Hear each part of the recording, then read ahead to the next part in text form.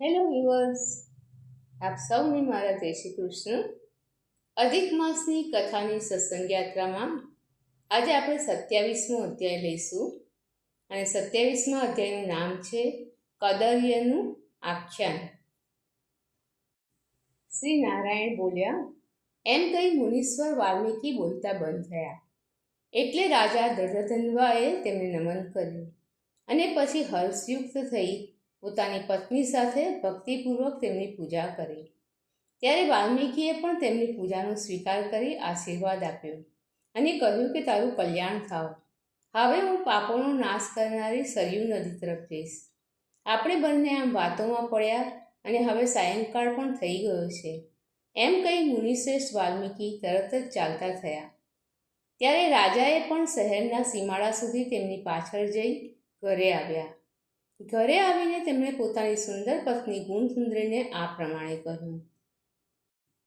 રાજા બોલ્યો, હે સુંદરી, આ અસાર સંસારમાં માણસોને શું સુખ છે?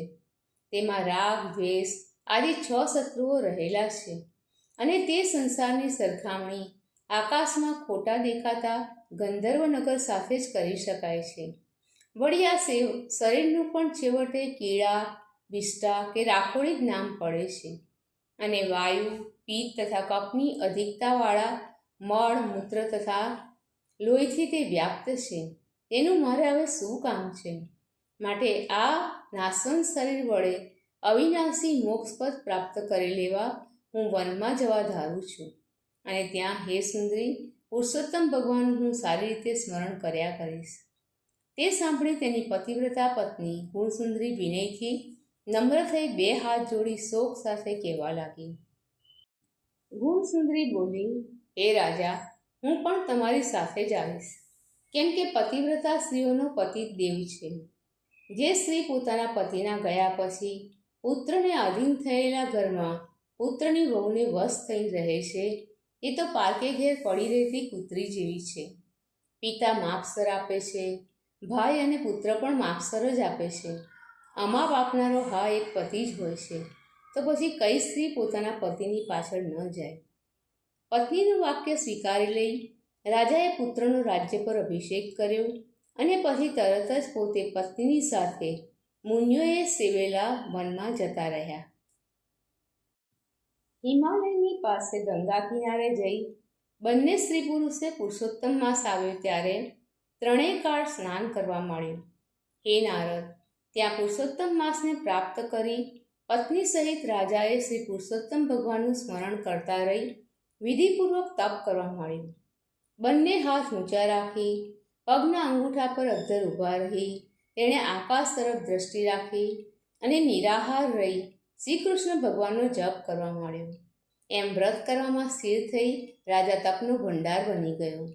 તે વખતે તેની એ પતિવ્રતા રાણી પણ તેની સેવા કરવામાં તત્પર રહેતી હતી.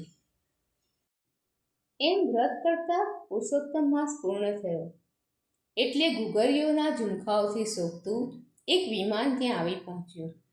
તેમાં પુણ્યશીલ અને સુશીલ નામના ભગવાનના 2 દૂતો બેઠા હતા. રાજા એકાએક ત્યાં આવેલા એ વિમાનને જોઈ પત્ની સહિત ઘણો વિસ્મય પામ્યો અને વિમાનમાં બેઠેલા તે બંને દૂતોને તેણે નમસ્કાર કર્યા. તે પછી ભગવાનના એ બંને દૂતો પત્ની સહિત રાજાને વિમાનમાં બેસાડી ત્યાંથી પ્રભુ પાસે લઈ ગયા. એ રીતે રાજા નવું દિવ્ય શરીર ધારણ કરી પત્ની સાથે તરત જ વિમાન પર ચડીને ગોલોકમાં ગયા હતા. એમ શ્રી પુરુષોત્તમ માસમાં તપ કરી તે રાજા ભયરહિત ગોલોકમાં પહોંચી જઈ શ્રીહરિ સાથે આનંદ કરવા લાગ્યો. તેની પતિવ્રતા પત્ની પણ પુરુષોત્તમ માસમાં તપ કરતા પોતાના પતિની સારી રીતે સેવા કરીને તે પણ ગોલોકમાં ગઈ હતી. શ્રી નારાયણ બોલ્યા, હે નારદ, હું હવે શું વર્ણન કરું? કારણ કે મારી જીભ એક જ છે. ભૂમિ પર પુરુષોત્તમ માસ જેવું બીજું કંઈ જ નથી. પુરુષોત્તમ માસનું સેવન કરવાથી જે ફળ પ્રાપ્ત કરાય છે તે ફળ હજારો જન્મમાં કરેલા તપથી પણ પામી શકાતું નથી. કપટથી પણ પુરુષોત્તમ માસમાં ઉપવાસ, દાન, સ્નાન કે જપ આદિ કરેલા હોય તો પણ કરોડો જન્મોમાં કરેલા અનેક પાપોનો ઢગલો નાશ પામી જાય છે. જેમ એક દુષ્ટ વાંદરાએ અજાણતા પણ માત્ર 3 જ દિવસ પુરુષોત્તમ માસમાં સ્નાન કર્યું હતું, છતાં તેથી તેના પૂર્વજન્મના પાપોનો મોટો ઢગલો નાશ પામ્યો હતો. એટલું જ નહીં, પણ તે વાંદરો દિવ્ય શરીર ધારણ કરી વિમાનમાં બેસી ગળપણ મરણ રહિત દિવ્ય ગોલોકમાં ગયો હતો. આથી સાબિત થાય છે કે પુરુષોત્તમ માસ સર્વ કરતાં અતિશય શ્રેષ્ઠ છે. જેણે અજાણતા પણ માત્ર સ્નાન કરનાર દુષ્ટ વાંદરાને પણ શ્રીહરિ પાસે પહોંચાડ્યો હતો. છતાં અહો, આશ્ચર્ય છે કે મૂઢ લોકો શ્રી પુરુષોત્તમ માસનું સેવન કરતા નથી. જે લોકો વિધિપૂર્વક સ્નાન, દાન, જપ, હોમ તથા ઉપવાસ વગેરે કરી પુરુષોત્તમ માસનું સેવન કરે છે, તેઓ કૃતાર્થ થાય છે અને તેઓનો જન્મ સફળ થાય છે. નારદે પૂછ્યું, વેદમાં મનુષ્ય જન્મ સર્વ પુરુષાર્થોનું સાધન કહેવાય છે, છતાં એ વાંદરો પણ અજાણતા પુરુષોત્તમ માસનું સેવન કરવાથી મુક્ત થયો, એ તો ખરેખર આશ્ચર્યજનક છે. હે તપના ભંડાર શ્રી નારાયણ, સર્વલોકના હિત માટે એ કથા તમે મને કહો. એ વાંદરાએ 3 દિવસ સુધી ક્યાં સ્નાન કર્યું હતું? એ વાંદરો કોણ હતો? શું આહાર કરતો હતો? ક્યાં જન્મ્યો હતો? ક્યાં રહેતો હતો? શ્રી પુરુષોત્તમ માસમાં અજાણતા પણ તેને કયું પુણ્ય થયું હતું? આ બધું હું સાંભળવા ઈચ્છું છું, માટે તમે મને વિસ્તારથી કહો. આપની પાસેથી હું કથામૃત સાંભળી રહ્યો છું, પણ મને તૃપ્તિ થતી નથી. શ્રી નારાયણ બોલ્યા, કેરળ દેશમાં કોઈ એક બ્રાહ્મણ હતો. તે ઘણો લોભી હતો. ધન એકઠું કરવામાં તે હોશિયાર હતો, અને મધમાખીને જેમ મધ પ્રિય હોય છે તેમ તેને ધન પ્રિય હતું. એ જ કર્મને લીધે લોકોમાં તેનું કદર્ય એટલે કે કંજૂસ એવું નામ પડી ગયું હતું. તેનું મૂળ નામ તો તેના પિતાએ ચિત્રસરમાં પાડેલું હતું. દુષ્ટ બુદ્ધિવાળા તેણે સારું અનાજ કદી ખાધું નહોતું, સારા કપડાં કદી પહેર્યા નહોતા, અને સ્વાહા દેવો પ્રીત્યર્થે કર્મ કે સ્વધા પિતૃ પ્રીત્યર્થે કર્મ કદી એણે કર્યા ન હતા. એટલું જ નહીં, પણ યશ મેળવવા સારું પણ તેણે કોઈ સારું કામ કર્યું ન હતું. એણે પોષવા યોગ્ય પોતાના સ્ત્રી પુત્રાદિનું પણ પોષણ કર્યું ન હતું. કેવળ અન્યાયથી જ એકઠું કરેલું સઘળું ધન તેણે જમીનમાં દાટી રાખ્યું હતું. માઘ મહિનામાં તલનું દાન તેણે કદી કર્યું ન હતું. કાર્તિક માસમાં દીવાનું દાન તથા બ્રાહ્મણ ભોજન કર્યું ન હતું. વૈશાખ મહિનામાં ધાન્યનું દાન, વ્યતિપાતમાં સોનાનું દાન અને વૈધૃતિમાં રૂપાનું દાન, એ સઘળા દાનો સૂર્યની સંક્રાંતિના સમયે પણ તેણે કદી કર્યા ન હતા. તેમજ ચંદ્ર તથા સૂર્યના ગ્રહણ સમયે કોઈ જપ કે હોમ પણ તેણે કર્યો ન હતો. બધે ઠેકાણે આંખમાંથી આંસુ સારી તે કંગાળ વાણી બોલ્યા કરતો, અને વરસાદ, વાયરા તથા તડકાથી હેરાન થઈ શરીરે દુબળો તથા કાળો થઈ ગયો હતો. મૂળ બુદ્ધિવાળો તે બ્રાહ્મણ ધનના લોભથી પૃથ્વી પર સર્વકાળ ફર્યા કરતો હતો, અને આ ગરીબને કોઈ કંઈ પણ આપો એમ વારંવાર બોલ્યા કરતો હતો. ગાય દોડવા એટલો વખત પણ તે ક્યાંય ટકી શકતો નહીં, અને લોકોના ધિક્કારથી બળી જઈ દુઃખ પામેલા મનથી બધે ભમ્યા કરતો હતો. બગીચાનો માલિક કોઈ એક ભીલ તેનો મિત્ર હતો. તેની પાસે વારંવાર રડતા તેણે પોતાનું દુઃખ જણાવ્યું કે નગરવાસી લોકો મારો હંમેશા તિરસ્કાર કરે છે, તેથી હવે હું આ શહેરમાં રહી શકું તેમ નથી. એ કંજૂસ બ્રાહ્મણે એમ કહ્યું ત્યારે તેની અતિ દીન વાણી સાંભળી પેલો માળી ભીલ દયાથી પીગળી ગયો. પોતાને શરણે આવેલા તેને ગરીબ જાણી તેના પર તેને દયા કરી અને કહ્યું કે હે કદર્ય, હમણાં તો આ વાડીમાં જ રહે. માળીનું એ વચન સાંભળી તે કદર્ય સર્વનગરવાસીઓથી પોતે તિરસ્કાર પામેલો હોય હર્ષયુક્ત થઈને તે વાડીમાં રહેવા લાગ્યો.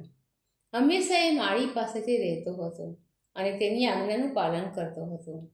તેથી એ વાડીના માલિકે પણ તેના પર ઘણો વિશ્વાસ કરવા માંડ્યો.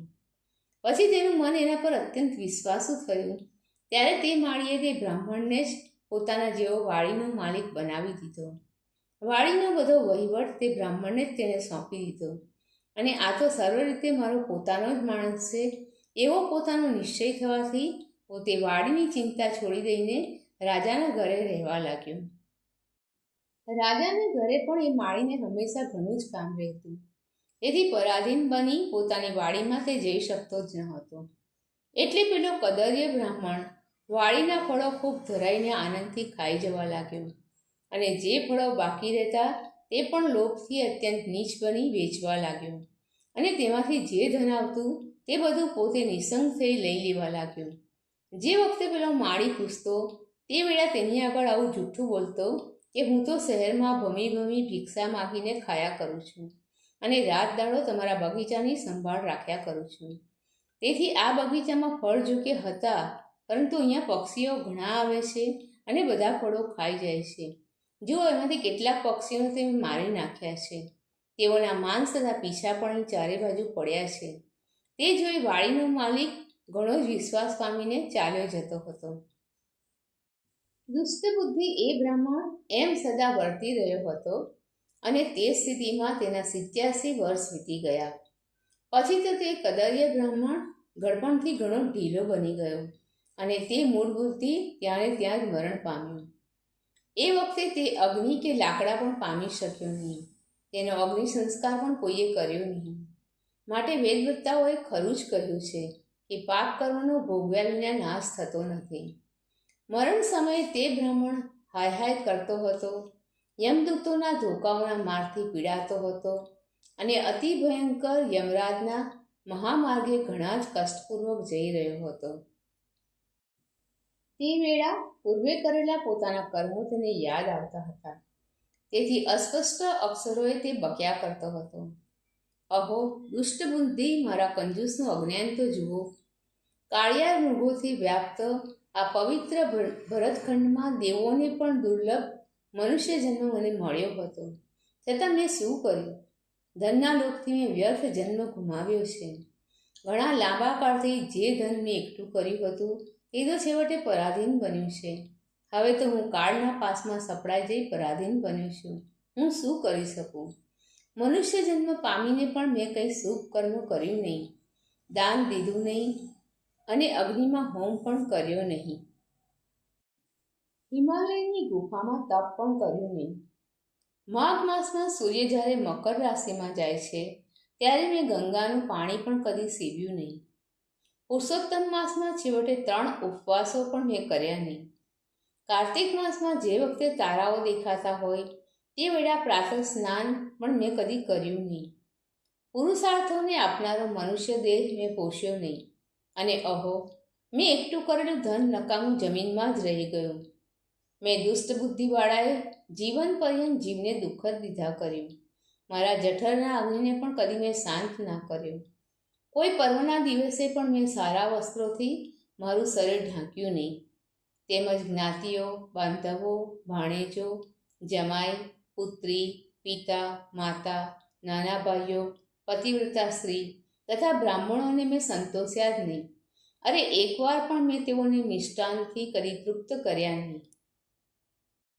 એમ તે વિલાપ કરી રહ્યો હતો ત્યારે યમદૂતો તેને યમરાજ પાસે લઈ ગયા.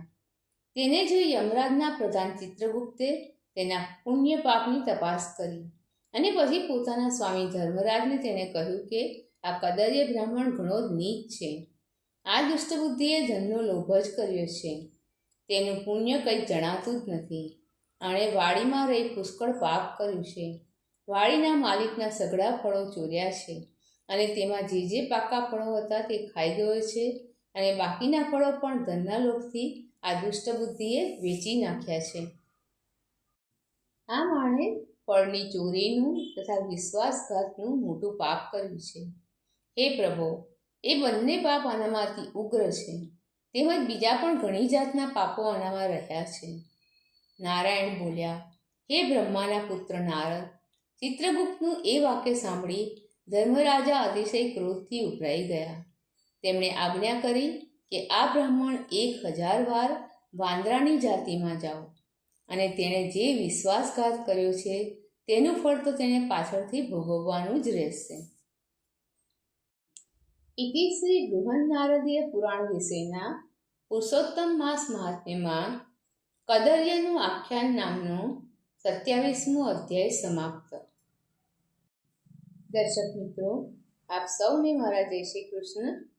કાલે ફરીથી મળીએ અધિક માસની કથાની સત્સંગ યાત્રામાં એક નવા અધ્યાય સાથે.